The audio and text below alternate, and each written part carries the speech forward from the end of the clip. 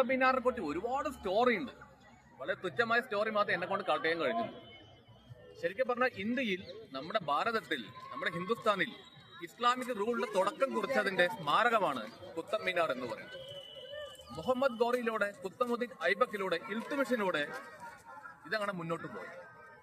ആദ്യമായിട്ട് നമ്മുടെ ഡൽഹി, ഈ ഒരു സാമ്രാജ്യം കീഴടക്കിയ ഒരു ഇസ്ലാമിക് ഭരണാധികാരിയാണ് മുഹമ്മദ് ഗോറി എന്ന് പറയുന്നത്. മുഹമ്മദ് ഗോറി അഫ്ഗാനിസ്ഥാനായിരുന്നു.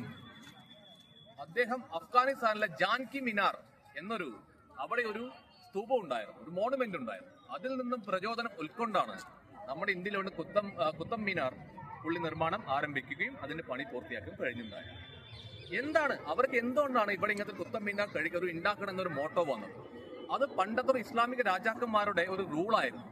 അവർ എവിടെയെങ്കിലും ആക്രമിച്ച ശേഷം, അവിടെ ആധിപത്യം പിടിച്ചെടുക്കിയ ശേഷം, അവരുടെ ഇസ്ലാമിക് രാജ്യത്തിന്റെ ഇസ്ലാമിക് റൂളിന്റെ ഒരു സ്തംഭം അവിടെ സ്ഥാപിക്കണമെന്ന് അന്നത്തെ മുഗൾ രാജവംശത്തിന്റെ ഒരു എത്തിക്സ് ആയിരുന്നു. അതുകൂടാതെ തന്നെ അതിന്റെ ഫലമായിട്ടാണ് നമ്മുടെ ഡൽഹി അവർ കീഴ്പ്പെടുത്തി. ഡൽഹി എങ്ങനെ കീഴ്പ്പെടുത്തി? അന്ന് ആരാ ഡൽഹി ഭരിച്ചിട്ടുണ്ടായിരുന്നു?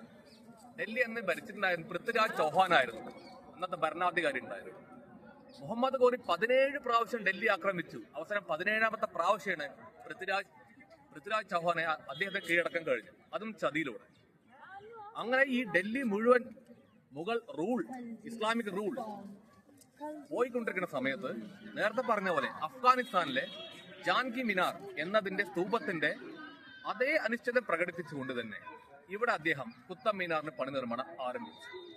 ശരിക്കും നോക്കുകയാണെങ്കിൽ 1000 വർഷങ്ങൾക്ക് മേലെ